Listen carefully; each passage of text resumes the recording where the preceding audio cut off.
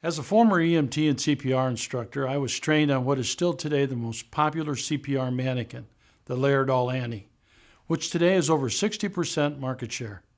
My entire ambulance team trained frequently as you had to establish a spontaneous response to an emergency. Living at a time in a community with an older population, heart attacks ranked at the top of the calls that we received. Like many of you today, you have trained on that current manikin. You have most likely experienced the same thing that we did. Unfortunately, there's a gigantic difference in the feel of the chest compressions from a manikin to a real human.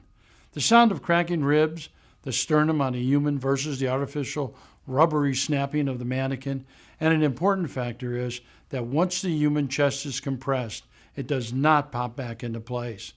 In reality, the recoil of the chest is dampened. HCR's new patented CPR Manikin is the only manikin that has been designed to replicate such dynamics of the human body. I remember the look on the face of teammates as they did their very first real victim CPR, as the ribs cracked, the sternum broke, and the chest not rising like it did in the manikin.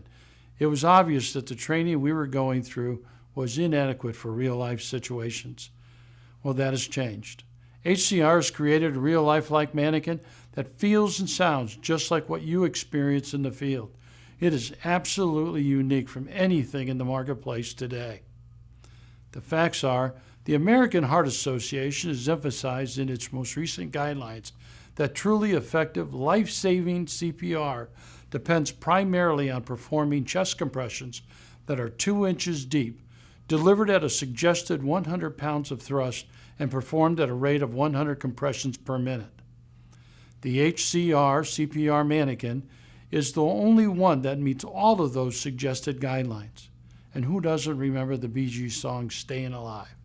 The manikin will provide the soundtrack, the one song used by the American Heart Association to set the proper pace required to achieve 100 compressions per minute.